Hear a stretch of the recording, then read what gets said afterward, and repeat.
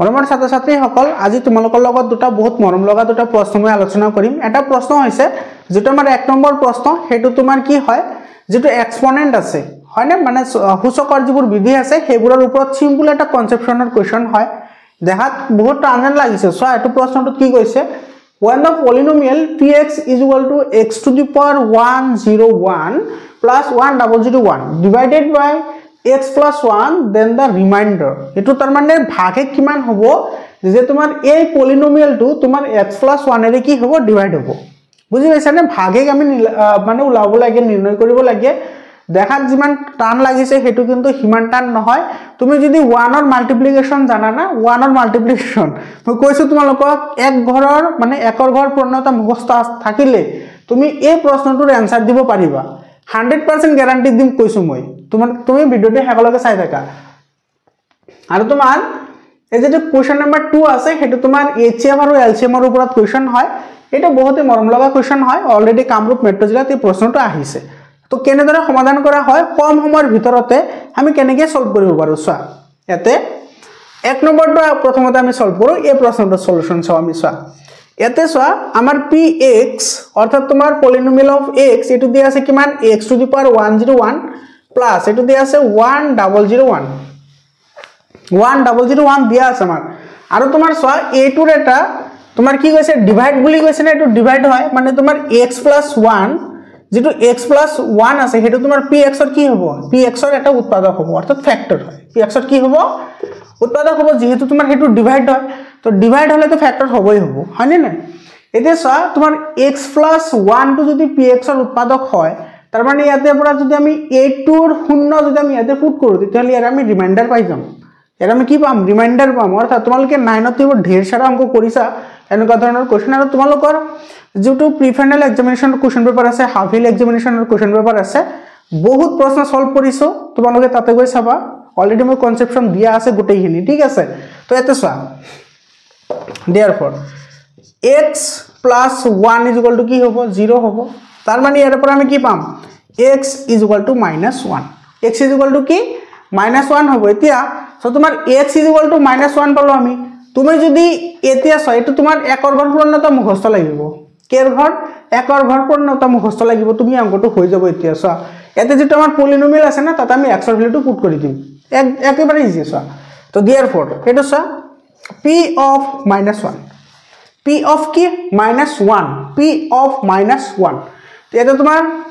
x এৰ ঠাইত আমাৰ কি আহিব -1 আহিব মাইনাস কি 1 এর পাওয়ার কিমান আছে 101 প্লাস এটা আছে কি 1001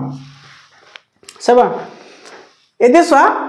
তোমালোকে এটো কিন্তু পঢ়িছা তোমালোকে যে -1 যেটো আছে হেটোৰ যেটো পাওয়ার থাকে হেটো যদি যুগ্ম হয় হেটো কি হয় যুগ্ম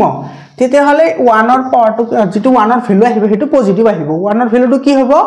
পজিটিভ হ'ব যদি যুগ্ম হয় -1 এর পাওয়ার যদি যুগ্ম হয় ভ্যালু সদায় পজিটিভ 1 হয় ভ্যালু সদায় কি হয় পজিটিভ 1 আৰু যদি -1 এৰ পাওয়াৰ যদি তোমাৰ কি হয় অযুগ্ম হয় কি হয় অযুগ্ম তেতিয়ালে সদায় হেতু কি হয় -1 হয় সদায় কি -1 মই কৈছো পূৰ্ণতা মুখস্থ লাগিব একৰ ঘৰ কেৰ ঘৰ একৰ ঘৰ চোৱা এটা তোমাৰ সাইটো -1 আছে এতে 101 এটো যুগ্ম নে অযুগ্ম লাষ্টত 1 আছে না তো অযুগ্ম এটো 101 একটো হলে যুগ্ম হলে হয় এটো অযুগ্ম সংখ্যা হলে তোমাৰ একক কিমানক একক মানে 1ক তুমি 101 টাইমস মাল্টিপ্লাই কৰিলে কিমান হ'ব হেতু -1 এ হ'ব এটো আছে দি +1001 এতিয়া তোমাৰ ইয়াতে চোৱা 1001 মানে 1001 1001 এৰ পৰা 1 গলে কিমান থাকিব 1000 থাকিব এইটো আমাৰ आंसर হয় ৰিমাইন্ডাৰ এখিনি হয় অৰ্থাৎ ভাগে আমাৰ এটো বুজি পাইছা নে বহুত সিম্পল হয় আৰু এনেকুৱা ধৰণৰ কোৱেশ্চনবোৰ যদি তুমি জানিবা নে তোমাৰ বেলেগ এটা ফিলিংস আহিছে নহয় অলপ হলে তো জানো কিবা এটা এনেকুৱা লাগে হয় নে নাই তো তোমালোকে কেৱল যে এক্সামৰ কাৰণে যে পঢ়িবা তেনেকুৱা নহয় আৰু এনেকুৱা অলৰেডি তোমাৰ বহুত জিলাত আহিছে কোৱেশ্চনবোৰ তো তোমালোকে এবোৰ অলপমান মৰম কৰি পঢ়িব লাগে ঠিক আছে তাৰ পিছৰ প্ৰশ্নটো চোৱা এই প্ৰশ্নটো তো আৰু ইন্টাৰেষ্টিং হয় হ্যাঁ এটো যিমান টান লাগিছে সিমান টান নহয় তুমি মুখে মুখে ক্যালকুলেশন কৰি উলাব পাৰা এটো মুখে মুখে ক্যালকুলেশন কৰি তুমি এটো आंसर উলাব পাৰিবা ঠিক আছে আৰু মুখে মুখে তুমি কেতে কৰিব পাৰিবা জানা নে যদি তুমি ওয়েটো জানিবা হাউ টু ডু দা সাম তুমি জানিবা তেতিয়া যেতিয়া তুমি কৰাৰ ধৰণটোহে গম পাবা তুমি কৰাৰ ধৰণ গম নাপালে তুমি কেনে কৰবা এটো এনেকুৱা নহয় যে তুমি মুখস্থ কৰি দিছা কিবা এটা হৈ গৈছে ম্যাথছত এনেকুৱা নহয় নহয় সো এতে এটোৰ সলিউশন সো এটোৰ সলিউশন এটা আমাৰ কি কৈছে সো দুটা নাম্বাৰৰ ৰেশিও দি আছে 15:11 দি আছে তো ইয়াতে তুমি ধৰি লব পাৰা নে কি ধৰি লব পাৰা দা কমন হয়নে এটো কি ধৰিব পাৰা the common ratio of the numbers the common ratio of the numbers কি হবে এটা হবে তোমার তেন্তে 15x হবে এটা কি হবে 15x আর এটা কি হবে 11x common x আমি ধরিছো এটা মানে common যেটো আমার কি আছে রেশিও আছে এটো ধরিছো 15x আর 11x বলি ধরিছো ঠিক আছে এতিয়া তোমার 15x আমি এটো কি লিখিব পারি এটো লিখিব পারি 3 multiplied by 5 into কি লিখিব পারি x লিখিব পারি যেহেতু আমার hf উলাব লাগিব কি hf এর কথা কইছে ইয়াতে hf তো তুমি hf উলাইলা মানে হাইয়েস্ট কমন ফ্যাক্টর মানে তোমার গরিষ্ঠ সাধারণ উৎপাদক এতিয়া আর আছে তোমার 11x কে আমি কি লিখিব পারি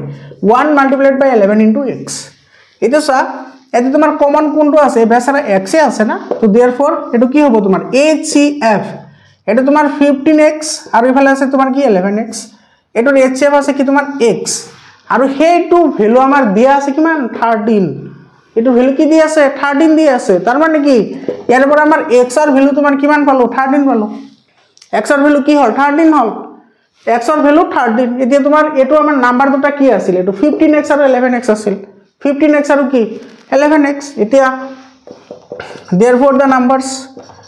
numbers are এটা কি আছিল তোমার 15x আছিল 15 into x এর ভ্যালু কিমান আছে 13 বহাই দিয়া এটো মাল্টিপ্লাই কৰা आंसर আহি যাব এটো মাল্টিপ্লাই কৰিলে কিমান হবে এটো 15 আৰু 13 এটো 5 3 15 और 5 এটো কল 1 3 1 3 1 4 হয়নে আৰু ইফালে আহিব 15 1 15 এটো আহিব 195 এটো কিমান হ'ব 195 হ'ব এটো এটা নাম্বার পালো আৰু এটা নাম্বাৰ কি হ'ব এটা লিখিব আৰু 11x হ'ব না 11 into 13 এটো 11 আৰু 13 মাল্টিপ্লাই কৰিব লাগে এটো আহিব তোমাৰ 13 আৰু ইফালে আহিব 13 হয়নে 143 এটো কিমান হ'ব 143 এটো আমাৰ आंसर হল বুজি পাইছা নে একেবাৰে সিম্পল হয় এটো তুমি এটো মুখে মুখে কেনে কৰিব পাৰিবা এতে তোমাৰ ইয়াতে কি আছে পূৰ্ণ সংখ্যা আছে না 11 আছে না এটো 11 তো তোমাৰ পূৰ্ণ সংখ্যা আছে যদি মানে কি তোমাৰ এটোৰ hf তোমাৰ কি হ'ব hf তোমাৰ কি হ'ব এতে যেটো নাম্বাৰ দিয়া থাকিব হেতু নাম্বাৰে তোমাৰ hf হ'ব কাৰণ এটা তোমাৰ কমন নাহে কমন আহিব জানো এতে hf মানে তোমাৰ কমন থাকিব লাগিব না এতে কমন আহিব জানো একো নাহে কমন কি কমন আহিব এতে তো হেতু কমন যেটো আমি রেশিও ধৰিছিল x বুলি ধৰিছিল আমাৰ হেতু দিয়ে আছে অলৰেডি নাম্বাৰ 13 অৰ্থাৎ তোমাৰ 13 এৰে 15 আৰু 11 ক দুটাৰে মাল্টিপ্লাই কৰি দিলে যেটো आंसर আহিব হেতু আমাৰ आंसर হ'ব বুজি পাইছা নে একেবাৰে সিম্পল কনসেপচনৰ কোৱেশ্চন হয় মনৰ ছাত্ৰ ছাত্ৰী সকল যদি ভিডিওটো ভাল লাগিছে তোমালোকে কমেন্ট কৰি জনোৱা তোমালোকে ভিডিওটো শেয়াৰ কৰা আৰু তোমালোকৰ যদি কোনো প্ৰবলেম থাকে নিশ্চিতভাৱে তোমালোকে কমেন্টত জনোৱা মই তোমালোকক হেখিনি বুজাবলৈ চেষ্টা কৰিম তোমালোকৰ সকলোকে বেষ্ট অফ লাক থাকিল এনেকা ধৰণৰ কোৱেশ্চন মই কেইবাবাৰো আলোচনা কৰিছো অলৰেডি যেহেতু তোমালোকৰ কিছুমান ষ্টুডেন্টে মোক এনেকৈ কোৱেশ্চনবোৰ দি দিছে মোক যে এটো কৰি দিয়ক হেকাৰণে মই এটো কৰিছো ঠিক আছে তো তোমালোকে ভালদৰে ষ্টাডি কৰা ধন্যবাদ